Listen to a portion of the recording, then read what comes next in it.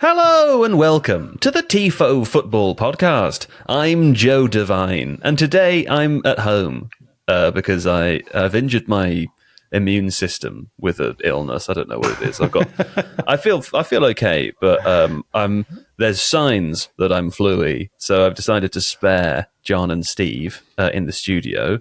I'm delighted to be joined, of course, by both of them. Hello, John. Hello. Hi, Steve. Hello. That's right, John and Steve are in the studio on their own together, a fitting tribute to my illness. But we are joined... We're in separate rooms. We are in separate rooms. Technically, they're in separate rooms, yeah.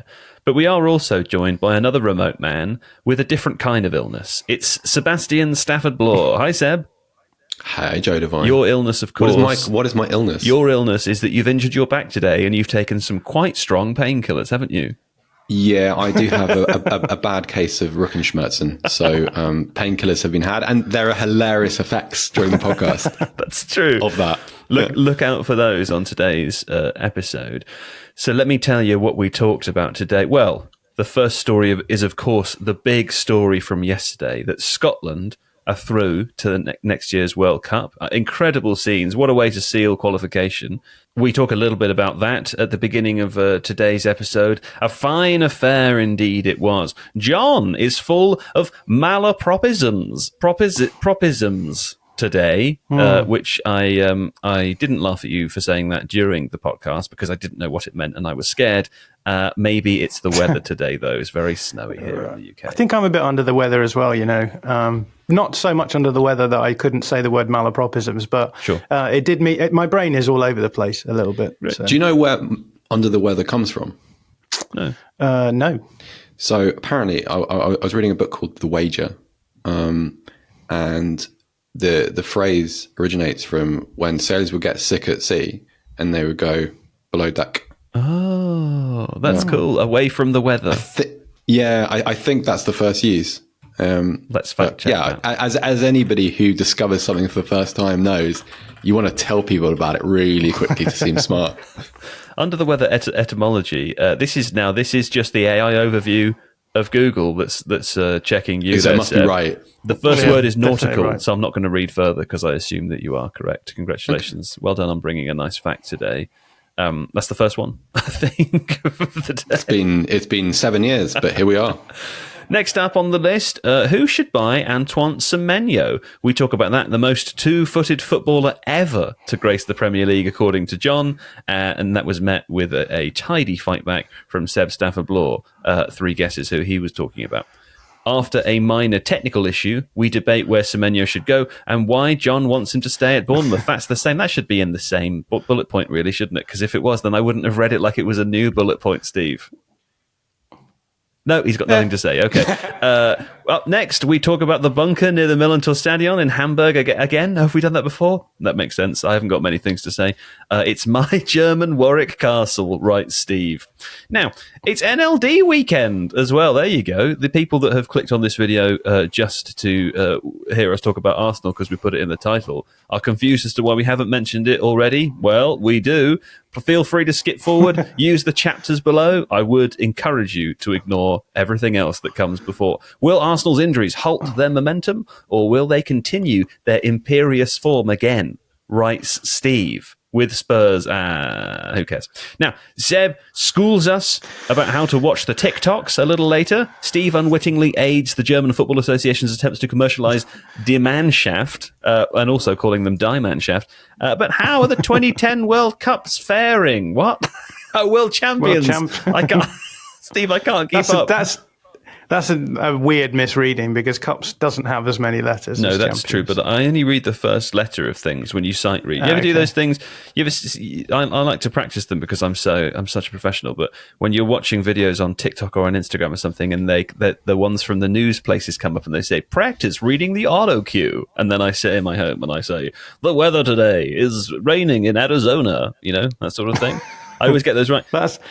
I can't believe I get called boring in this episode, and you've admitted to that live on air. So. That's true. That didn't make it into the intro, but also, if you stick around, you can find out what John's new rewarding hobby is later.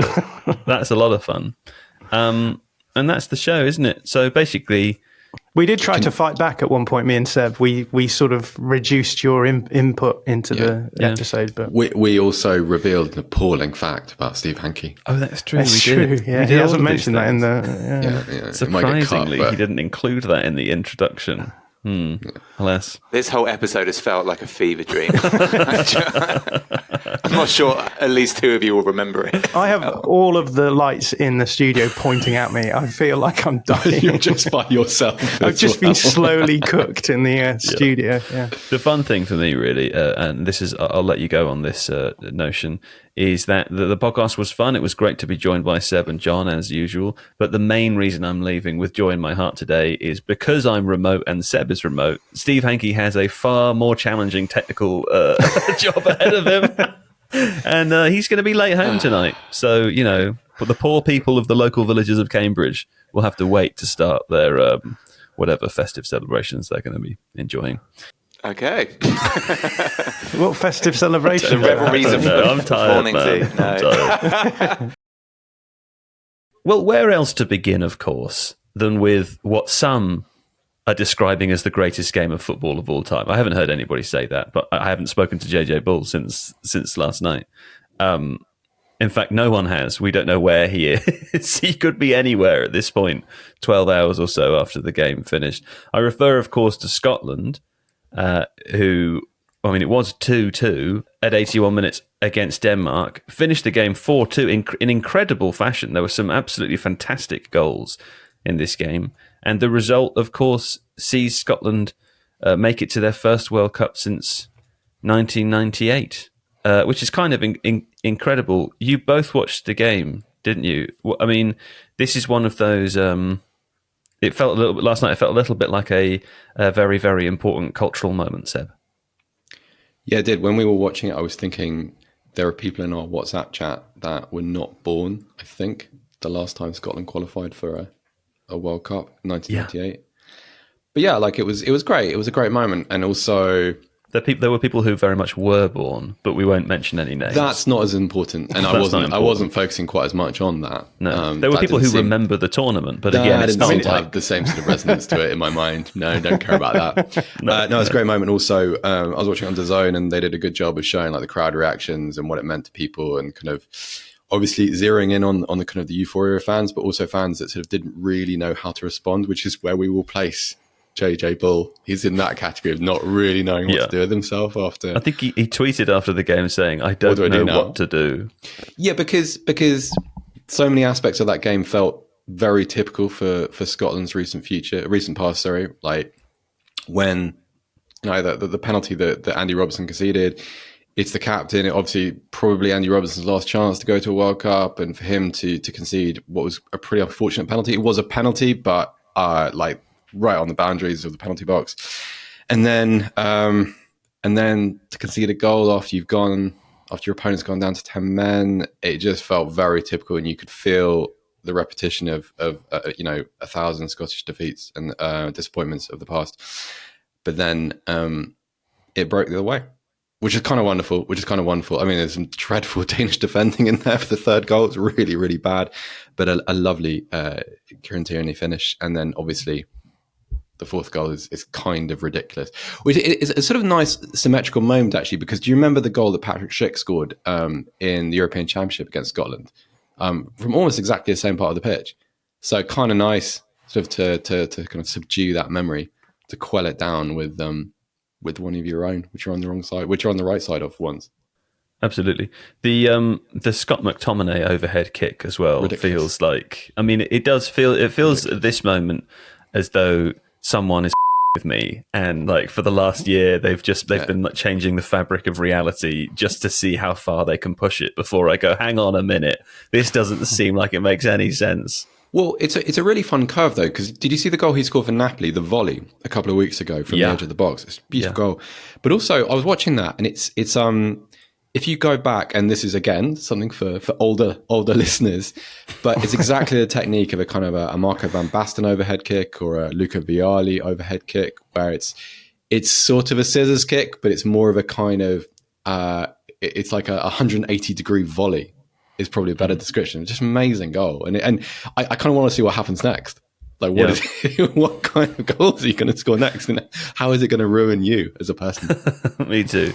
John, you must have enjoyed the game as well, right? Given that you are a Scotland supporter. A proud Scottish fan. Yeah, I mean, it was a funny old game from, I guess, a wanting one team to win perspective, because the team that won, I mean, in many respects, didn't deserve to win on the balance of play. I mean, and this is why we love football, right? Because you don't need to play well across 90 minutes to win games of football.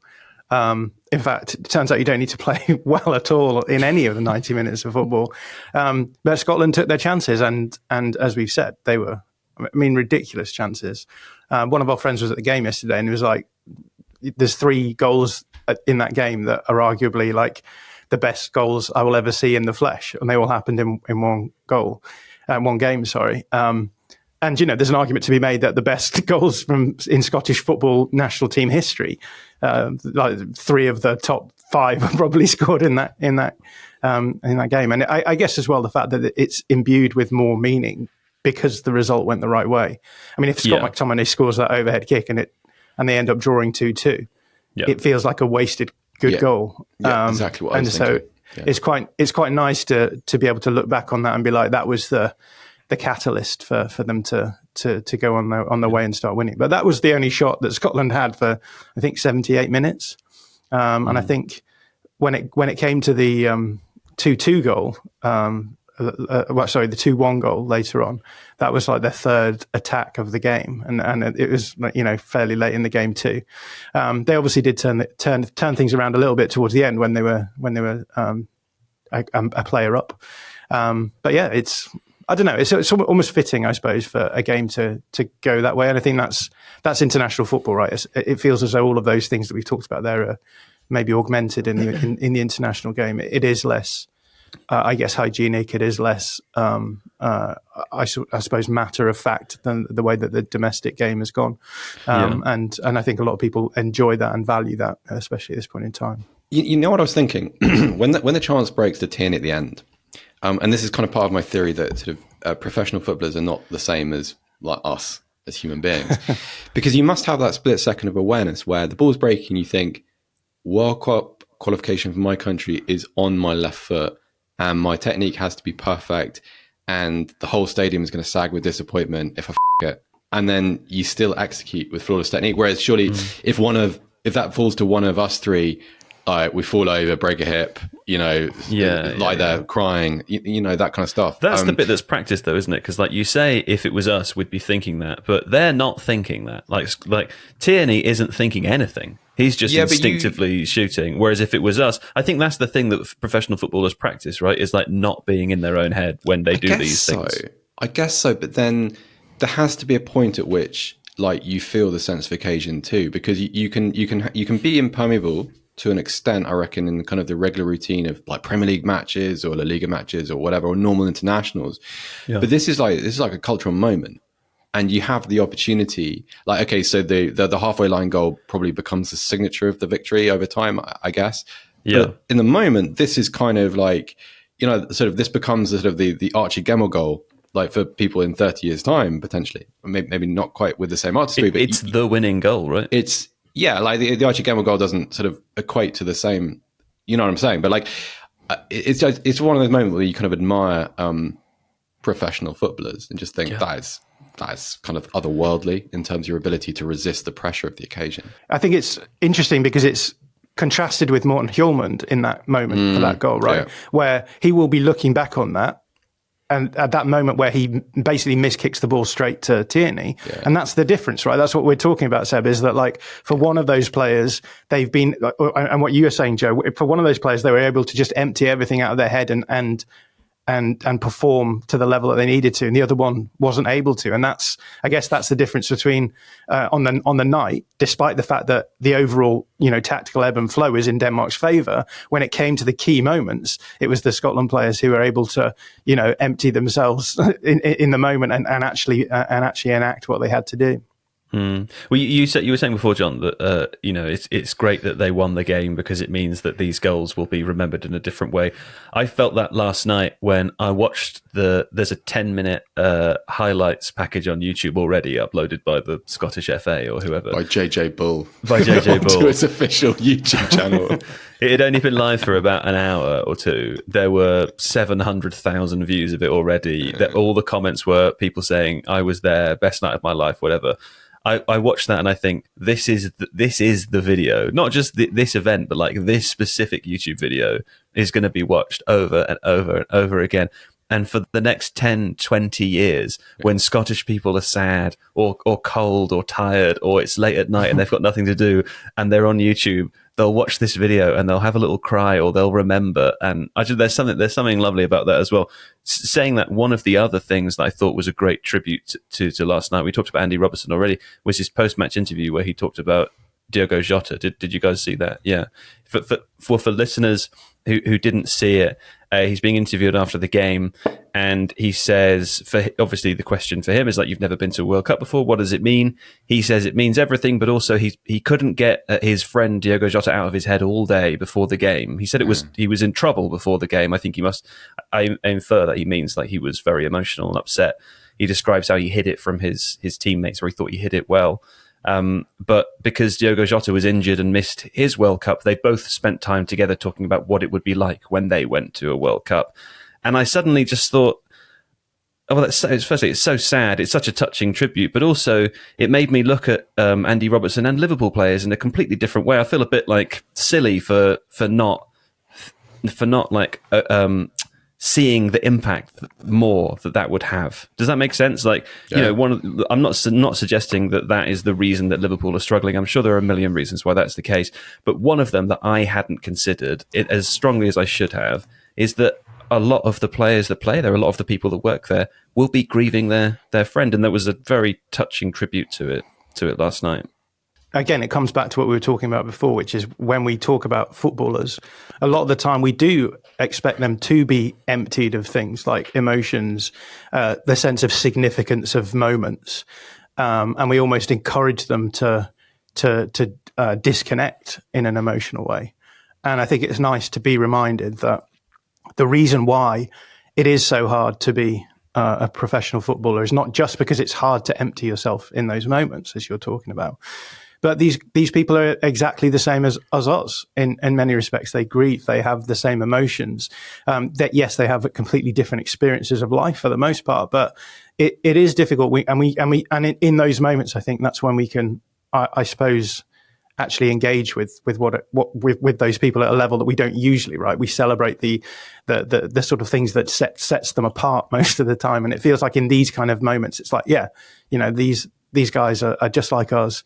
They feel the same things that we feel. They struggle with the same things we struggle with. And if anything else, that should make what they do even more impressive. And yeah, like you say, nice to see that breaking through in that moment.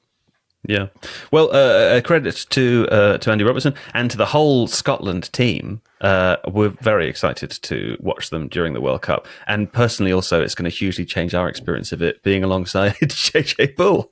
If he makes it, like, you're speaking as if like any of us have seen JJ or heard from him since full time.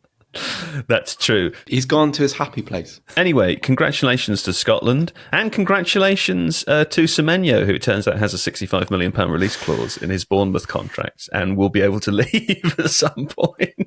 I'm only saying it in that way because John is such a giddy Bournemouth fan that I'm sure this news will upset him. This was David Ornstein published this news, what was it, a couple of days ago, that news that's potentially likely to set some of Europe's top clubs, right, Steve, all aflutter. How exciting.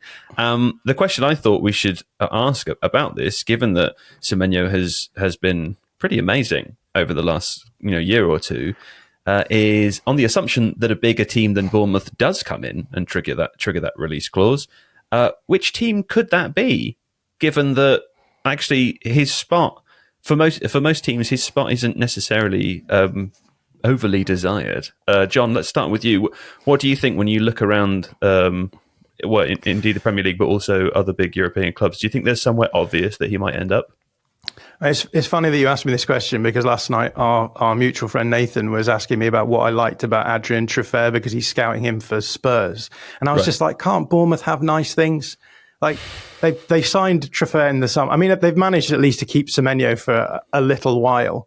But we're talking about a team who they are a selling club, right? They sold 3 of their 4 defensive line last summer, and already people are eyeing up the replacement. So this is the world that we're in. But yeah, I mean, we should emphasise there, by the way, that your friend Nathan is scouting him for a podcast, as opposed to he doesn't work for Spurs and is scouting the player. That's not an official. He is news thinking drop. about. That was amazing breaking news, if not right.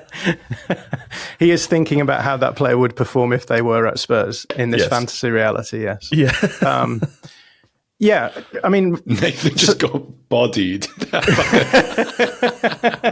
just wanted to make it clear that you should. And so it you was should. the tone of voice which you use. It's like, just to be clear, he's scouting a player for a podcast. A very good podcast. That was uncalled for, I think. That's my fault. I've thrown him in under the bus there, but.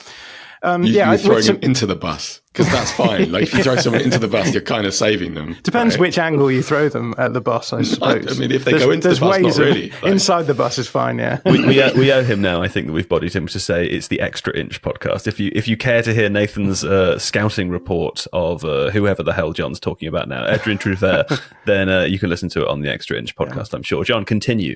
Yeah, I suppose the interesting thing for me is that when, obviously, Semenyo, fantastic player, incredible ability to be a game changer, especially for a club like Bournemouth. Probably the most two-footed player in the Premier League. Now that Kevin De Bruyne isn't with us anymore, and that made it. I'm really not speaking. I'm really not speaking well at the moment. Son Heung-min wants a word. I would say I would make him the most two-footed player in the Premier League. But he's not here anymore. He's gone. No, but now he's gone. He's Leicester. Okay. We can. Yeah, between those two.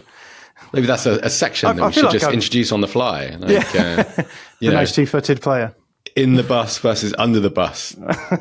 What's better? Right? I seem to be full of malapropisms at the moment. I seem to be saying everything wrong, but I'll carry on the with weather has ruined you in the way that it's destroyed the London. When I was walking down Tooting High Street, getting slapped in the face with cold ice water from the skies, from the very skies above. I knew it wasn't going to be a great day, and so it's transpired, and here we are now. But I'm going to, I'm a professional, a consummate professional, so I'm going to forge on. Semenyo, two-footed player. Wow, heroic of you. I truly am a hero. Two-footed, maybe more, maybe less than other players who've been in the Premier League before. Different players are available, of course.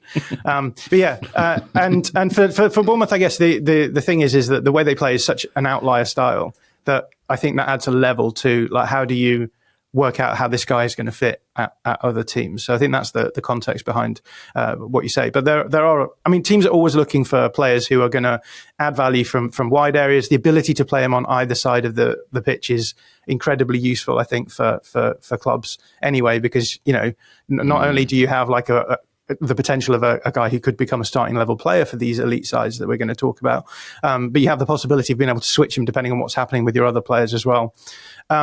But at the same time, I guess it feels funny for me because I've watched him at Bournemouth so often. That he very much is a sort of purple patch player, or not even a purple patch player, but like in games he can fade in and out of games. He's very much a mercurial player in that sense.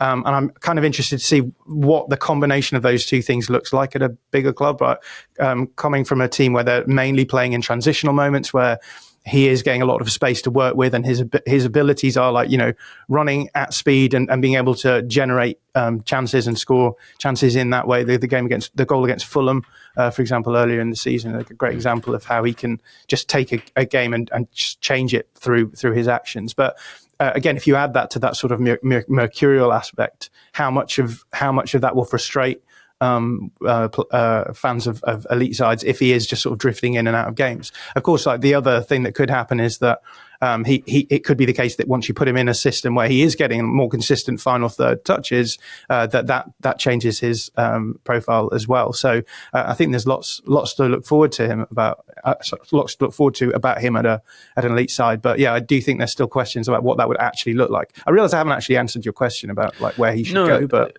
that's okay. I was going to say also like the athletic staff, a combination of people wrote a piece that published it yesterday called Man United, Liverpool, Tottenham. Don't accuse them of just doing it for SEO. Where would Antoine Semenyo fit and who can afford him? They list a couple of big clubs.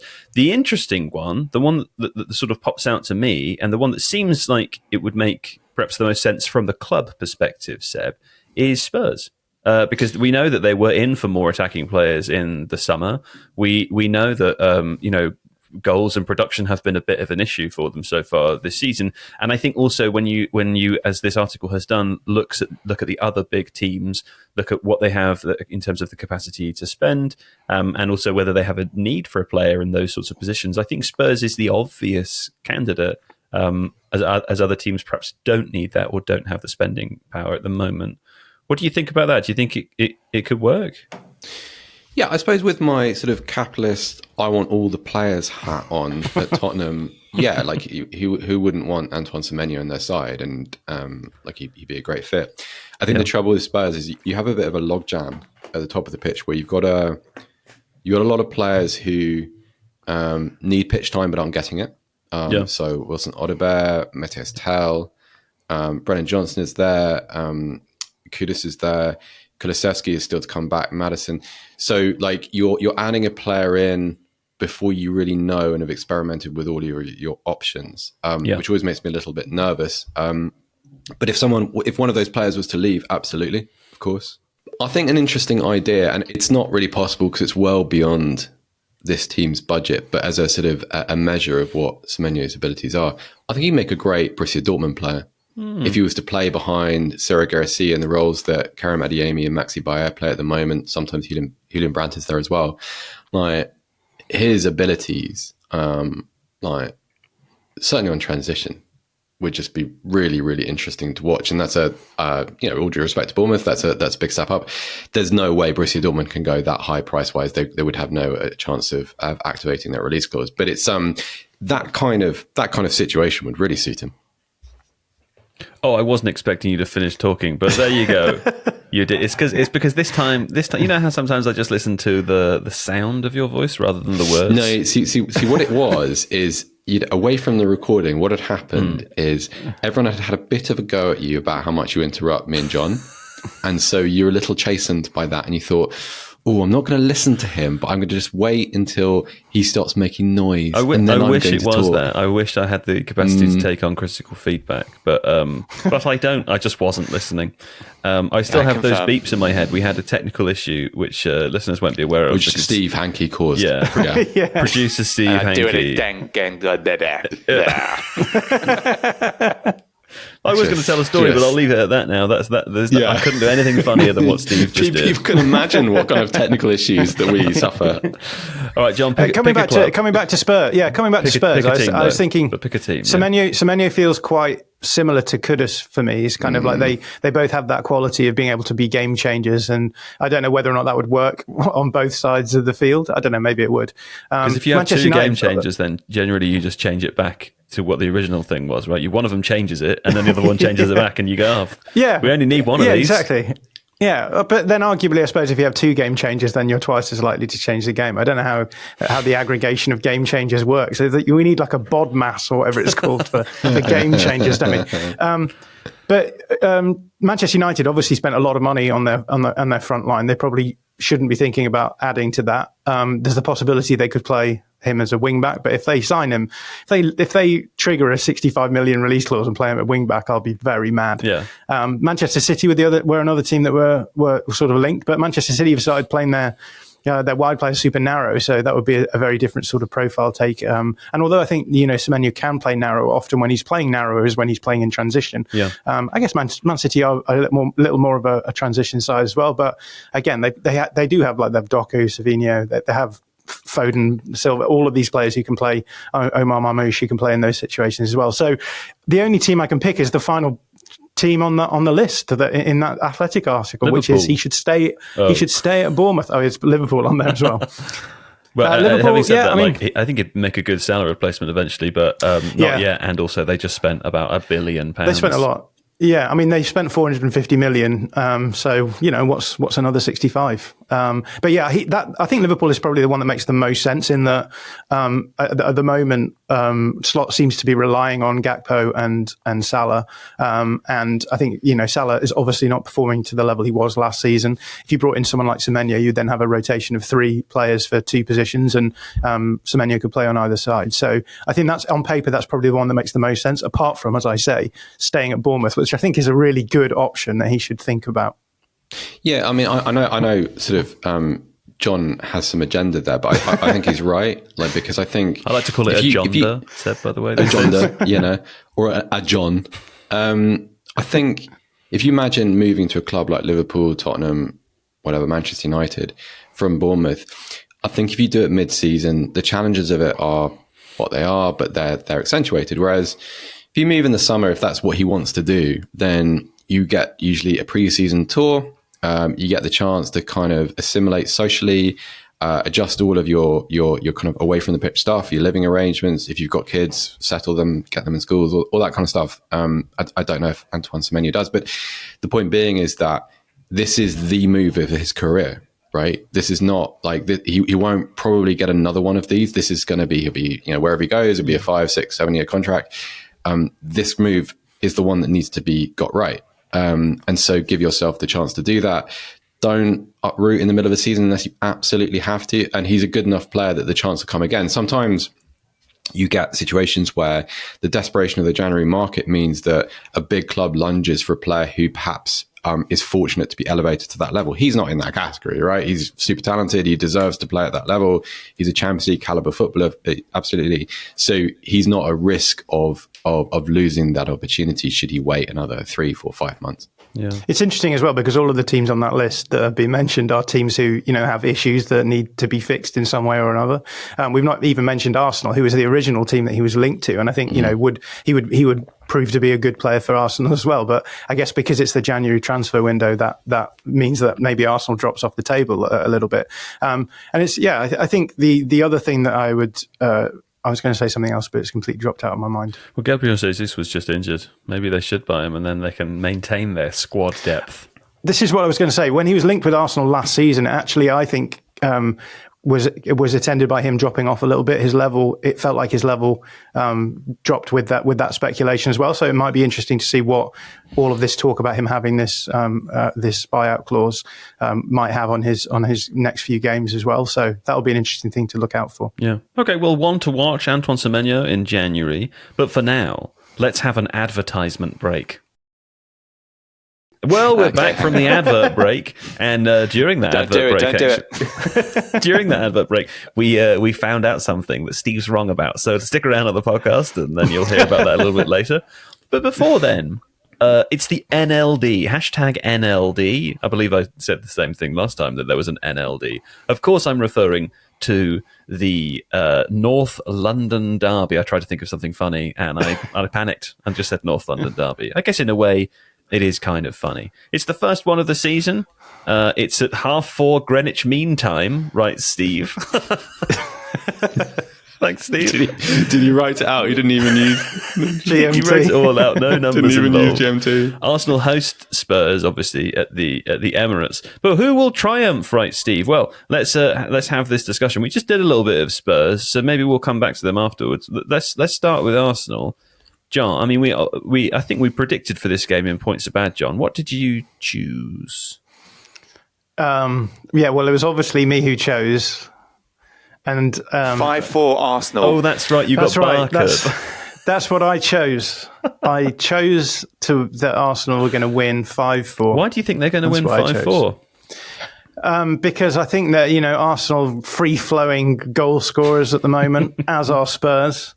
And neither of those teams are particularly defensively minded. So I thought on the basis of that, 5-4 was the only available option. I can hear in my head, I'm so prescient, I can see the YouTube comments of people who've only joined us, because we put this in the title, because we're cynical and we want a big audience. Sue us. the people who've only listened to this podcast for this section, and they're so upset that we've started with a joke that they don't understand already. So let's now. That was our intro to this segment for the regular people who listen and like that kind of thing. Let's do another one now for the people who hate us and hate everything about this, but still want to listen for some reason. Are you ready? Okay. Yeah, good. Arsenal host Tottenham Hotspur on Sunday, and it will be a big game. John, what time will the game be, Jen? It's 4:30 Greenwich Mean Time, John. And Joe, what kind of stadium will that be at? It will be at the Emirates Stadium, the one that was built a while ago by the Emirates. I don't know who built it. And this is in London, is it? It's in London, yeah. And what's the name of the match that we're describing? NLD, the hashtag NLD. Nice. So that really ties the bow on that segment. That was You're absolutely right, yeah. John, what do you think is going to happen in this game of the NLD?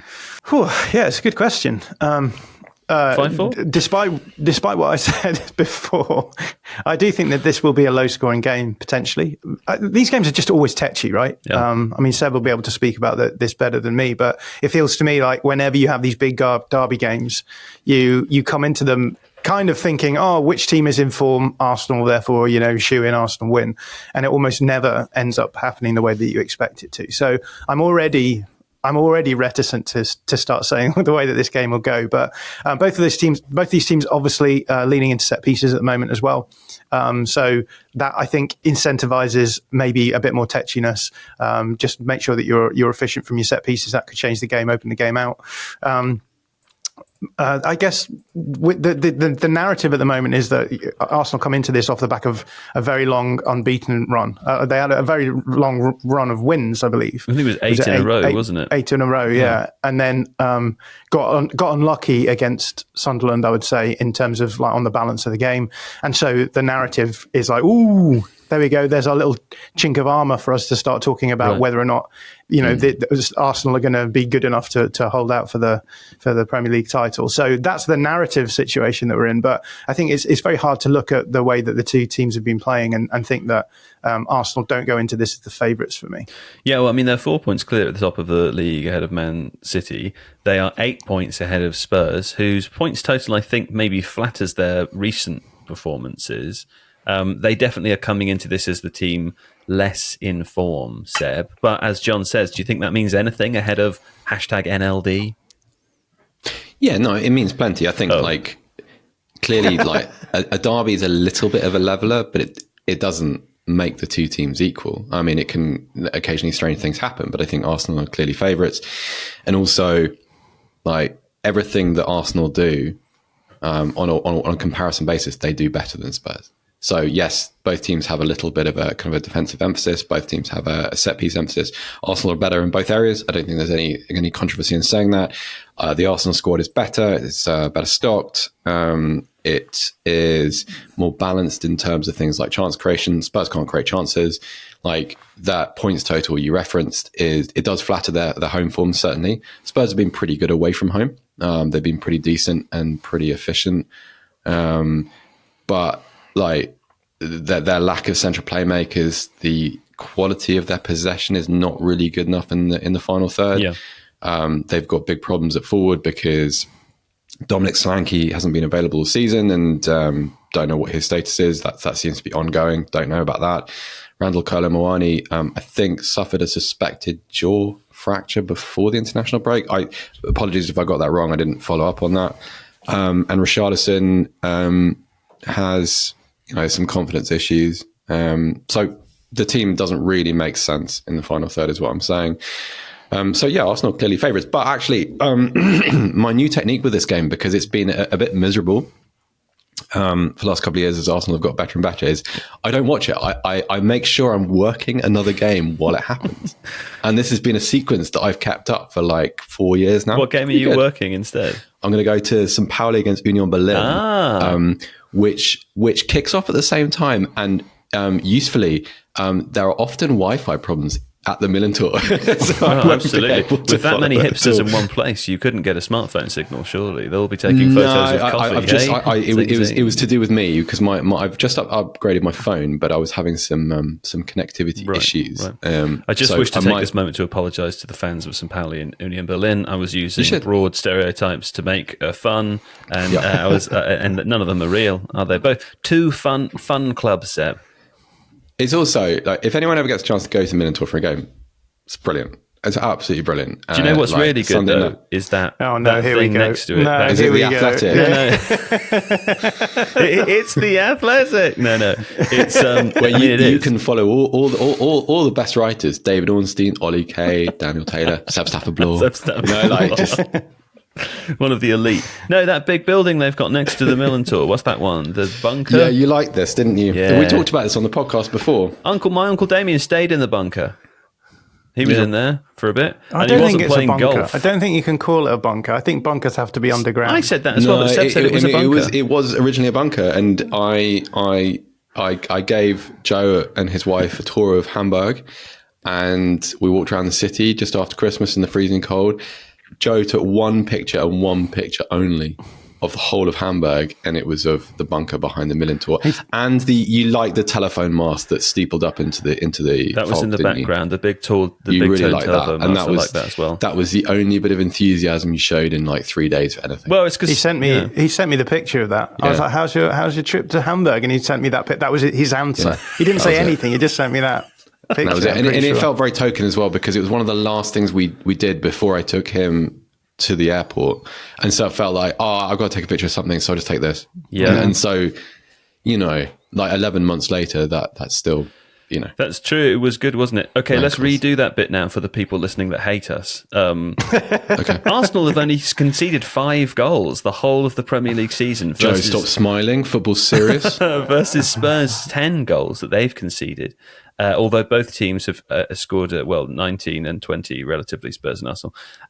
That's why I predicted personally, John, a 1-0. Because you're so biased. 1-0 victory to Arsenal, because I just feel like it's going to be a low scoring game, right?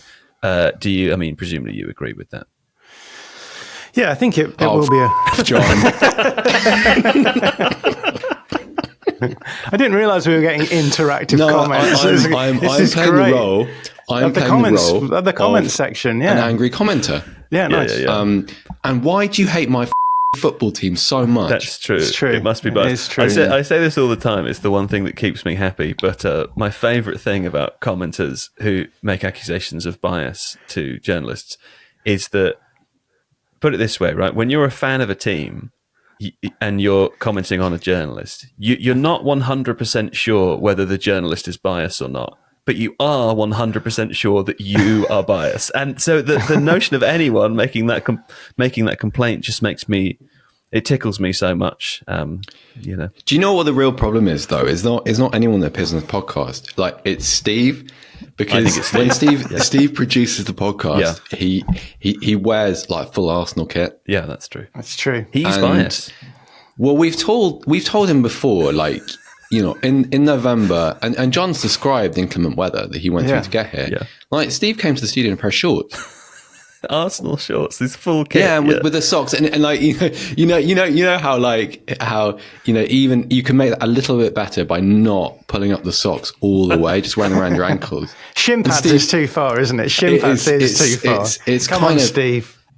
Have you seen how people walk in London? They're very aggressive. The first time it happened, I just thought, it's a joke, right?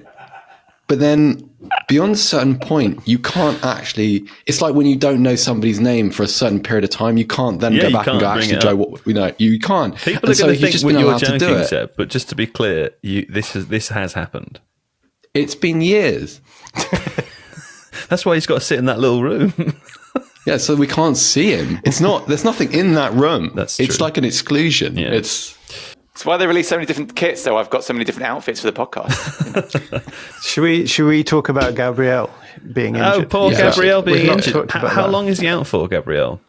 Between 1 and 2 months. Oh, good Lord. That's a shame, isn't it? Is that let me ask this question. Given that we're in November and it's between 1 and 2 months for a relatively important player, do we think that's just about long enough or not long enough to scare them into signing someone in January? I think no, because I think they're quite well stocked defensively. Yeah, they've got loads of players there in that position. Right. They brought in Piero Hincapié, didn't they? Yeah, Hincapie's Mosquera done really well as well. So there's plenty of defensive cover. It's more Ben the White threat can play in the centre if he needs to, right? Exactly. Got it. Yeah, it's more the threat from set pieces that John loves so much, which is an issue with Gabriel being absent. It's from No, like no, it's not from like that three. one, not that one. Can't make that joke, hold on. We can't, no. No. He's such a troll today. Just chuck a grenade and then There's something in the water today in Hamburg, isn't it? Let me find. While we're laughing, let me I find it. took a painkiller for my back. Sorry. Something got cut. And it's because Seb apparently took a painkiller for his bad back. Anyway, John's just looking up a statistic, and we'll be right back. Since 22-23, Arsenal have scored 49 headed goals. And of those 49 headed goals, he shared them with me somewhere else, but I think Gabriel scored maybe 6 or 7 of them, maybe. But that's all headed goals. That's not just from corners. Maybe that's just from open play. Just from open play. I doubt they've scored from 49 corners. I mean, I know they score a lot from corners. No, that's 49 headed goals. That's what I'm saying. Of all of their some of them goals. will be from open play. Oh, right. Yeah, that makes sense. Since 22-23. Yeah, you're right. So, yeah, they will. I mean, they are. But I don't know whether or not it includes set-piece goals. It may be that the set-piece goals aren't included. In fact, I can find this out. Let me just have a look. Okay, we'll be right back. Well, I can't find out the data this quickly, but he scored about 3 or 4 goals a season, and I guess the majority of them come from set pieces. But he's obviously also a set piece threat for them, and that influences the way that you take your set pieces, right? Because opponents are faced with the question like, who do we mark Gabriel? Do we overload on him and then leave other players free? And obviously the way that Arsenal set up their set pieces is to have either like first contact to Gabriel, if not create space for someone else. So yeah, it's definitely going to impact them. It will impact them from defensive set pieces as well. And yeah, I think, for a team who have just been absolutely fantastic from a defensive point of view this season, like just mind-blowing levels of of chances conceded, like as in the opposite way to the way that I made it sound again. I don't know what's going on with me levels today. of chances conceded. Mind-blowingly low levels, yeah. Losing one of your centre-backs is going to be impactful for them too. So it'll be interesting to see how it's been incredible how well they've managed to deal with injuries so far this season. So yeah, I wouldn't be surprised if they just plough on regardless, but it's certainly something to keep an eye on, I think, in this game. I think I wouldn't be surprised either. I mean, Seb, I know you probably haven't seen too much of it or you've been watching from afar, but this season, it really does feel as though Arsenal are the team that are just going to doggedly continue winning and maybe in some cases grinding out results. It's a cliche, isn't it? But like champions win these sorts of games. Yeah, I mean, I understand the criticism from people that kind of want to knock them down, and that's a complete natural fan habit. I get that. But it's not a bad way to go through life, is it? Like in the Premier League, at this stage in football history where there's a lot of games, it's never been more physical. If you can just keep winning without needing to play well. And it feels like one of the things with Arsenal in the past was like, I remember a couple of years ago, there was a game at home against Southampton, which they ended up drawing 3-3, which proved really, really costly to their title ambitions. It was one of those nights where they just had an off night, didn't take chances, let chances in. And I remember thinking, like, they're in that situation where they need to play well to win games during that period of time. And now they don't. But then I would also quibble with the idea of what playing well is. Like if you can play securely, if you can be really, really effective in both boxes from set pieces, half the battle, right? Yeah. For me, a lot of it comes the opposite.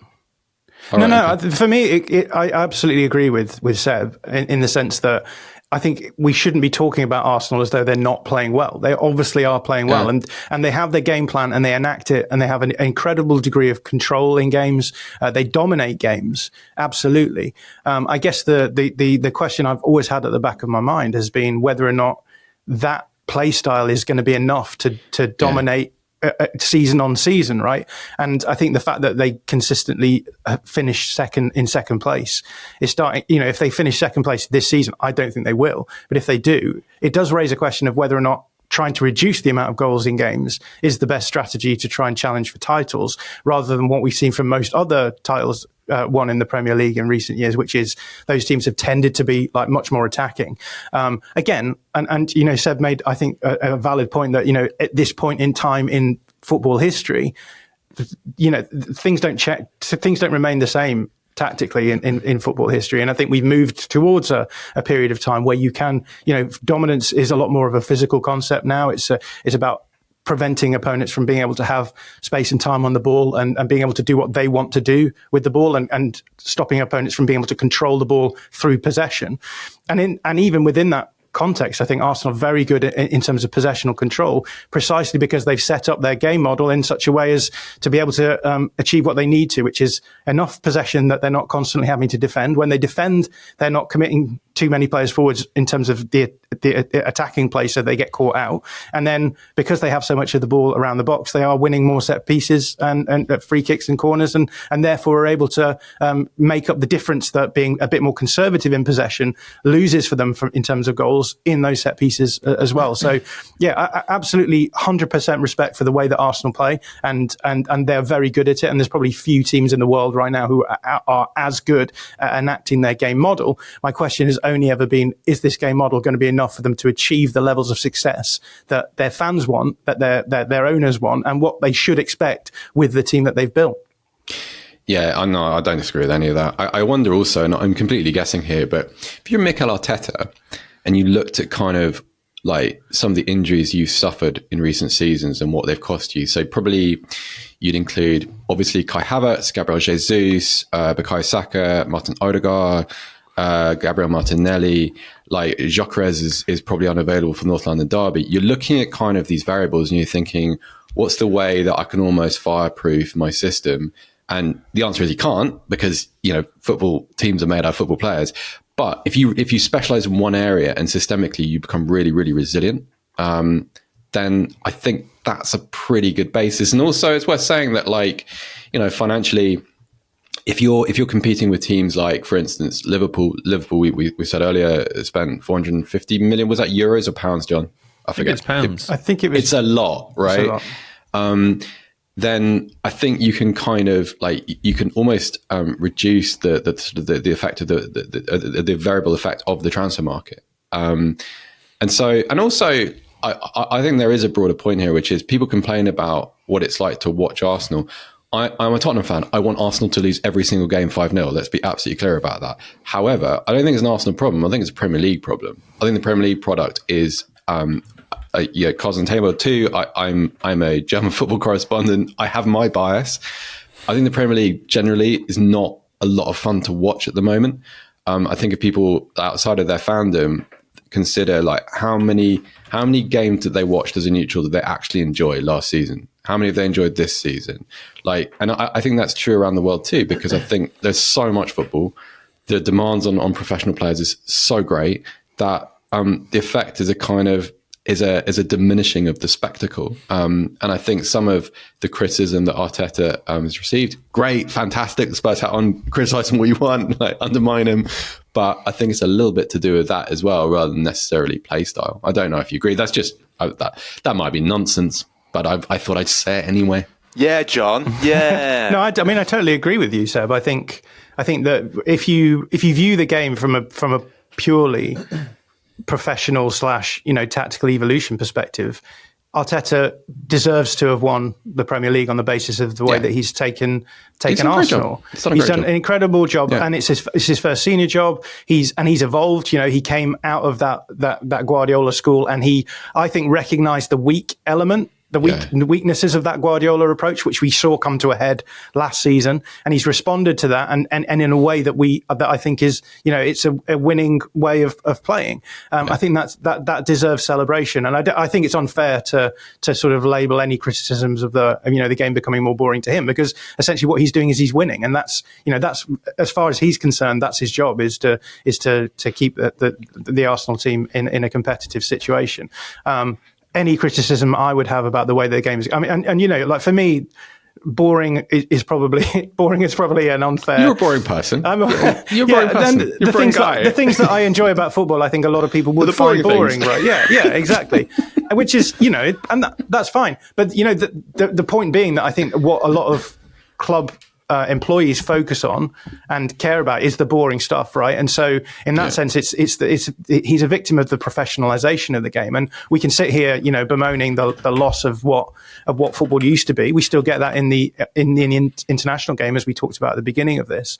But I think that the reality is that if you want the game to be more exciting, you shouldn't be expecting the coaches to be the ones who do that. I think that you it's always been the case that you make the game more exciting by changing the rules. Because essentially that's the way that games work, isn't it? You create a set of rules, you give that to the coaches and the players, and they solve the game as they want to, and they find the best way of playing it. And if it gets to a point where you're not scoring enough goals, you change the offside rule, right? Or if Denmark keep passing the ball back to Peter Schmeichel in the 92 Euros, then you change the back pass rule, and that's just the way that it goes, right? So I think the reality is that if people think the game, and it will happen, right? If people start getting bored of football, they'll change the rules to make it more exciting. And I don't think the blame should be at the feet of the managers there. I think it's just natural that games become more boring as they get solved, and therefore you need the purveyors of the game, the rule changes to mix things up. Well, boring is the operative word there, I'm going to say. We do have to move on, Seb, unfortunately. But No, I'm going to talk over you. Oh, okay. No, it's fine. Yeah, no, I've said it's okay, Joe. Don't worry about it. Hush up now. Yeah.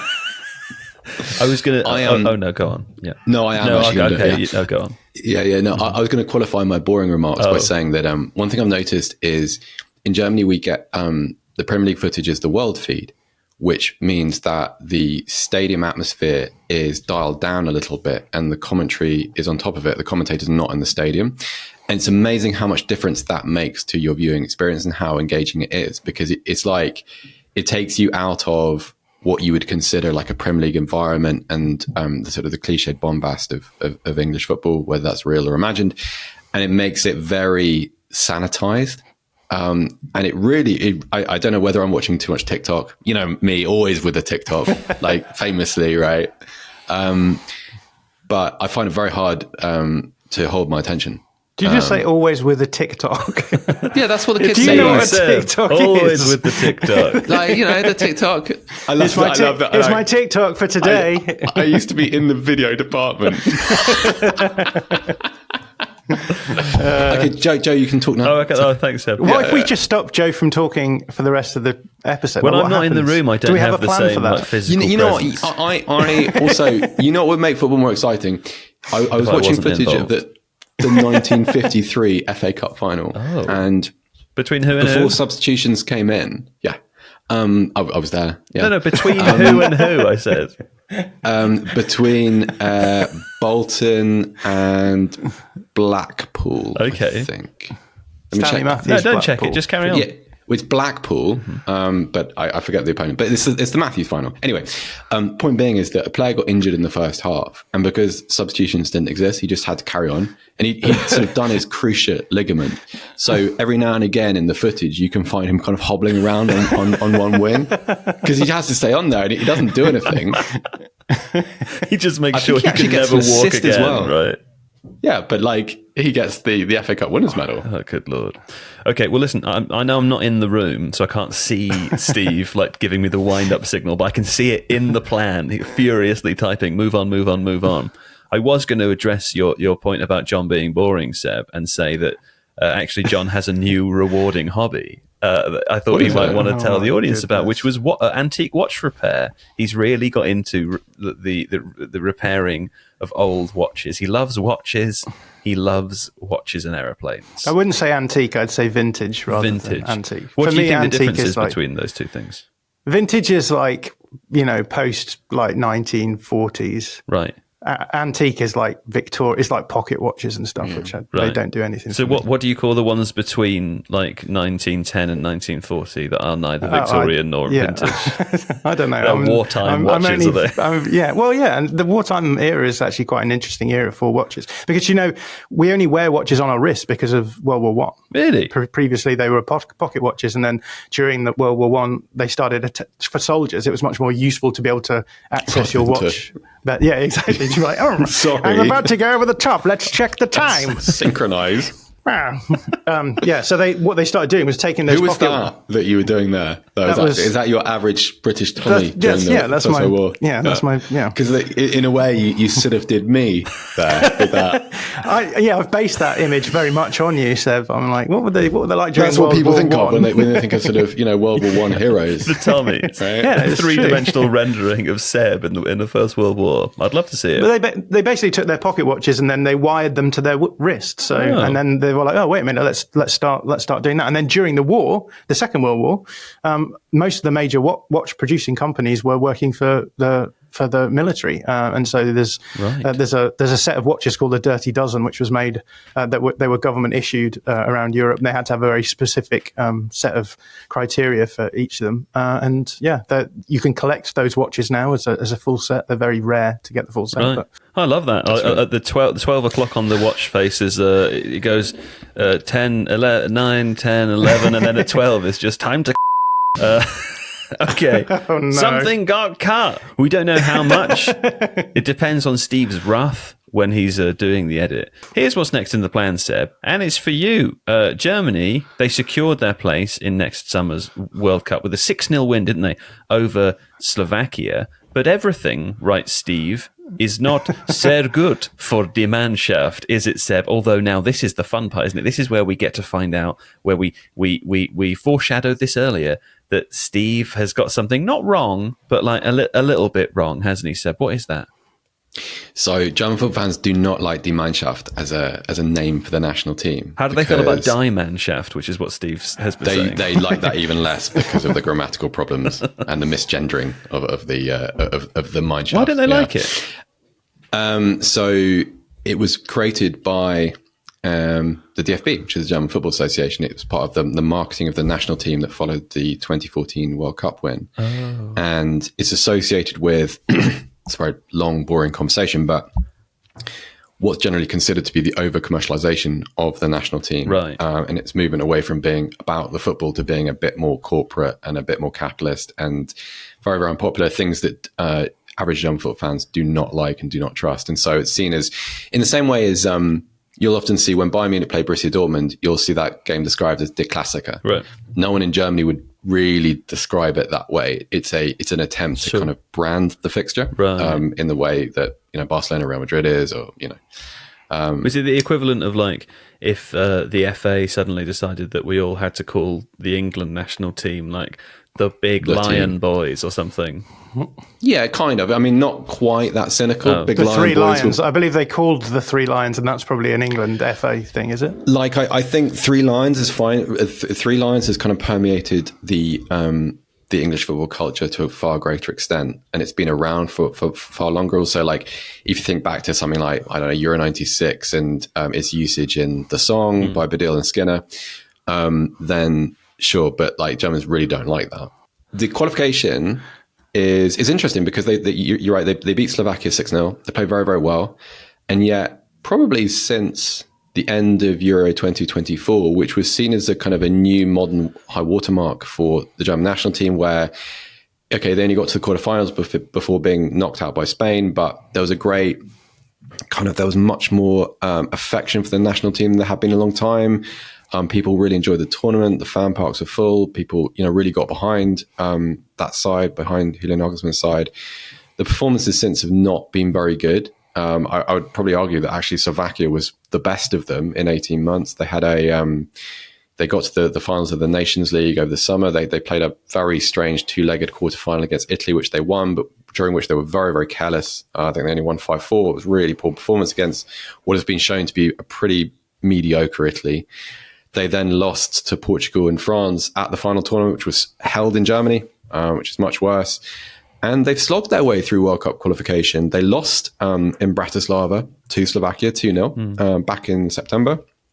They came very close to dropping points against Northern Ireland in Belfast.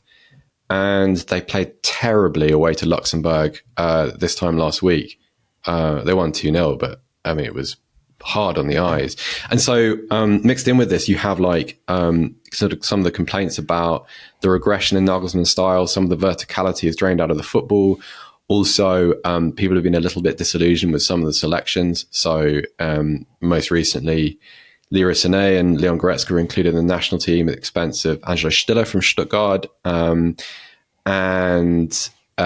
Lennart Karl, the young Bayern Munich player, is not really ready for international football, but it's what happens when you have a really young, exciting guy. Yeah. Said El Malo, who is a very, very exciting Cologne player, he was included, and he was sort of given a little bit of work experience within the national team, but then was dropped down to the under-21s after the Luxembourg game without making his debut. And so people were kind of grumbling. Not sure that's fair, because Recine played very, very well against Slovakia. So did Leon Goretzka, and also the situation called for experience and players who know what it is to perform, in big moments. But there's been grumbling, and presumably there's not that many games left between now and the World Cup either, right? A couple of friendlies next year. No, and they'll have preparatory friendlies, and also they've been without Jamal Musiala since the summer after his injury in the Club World Cup. Now, Musiala is back running, he's training, might play before the end of the year, maybe. But Germany won't have the chance to play with him until March, until the next international cycle. And Musiala is so important for Germany.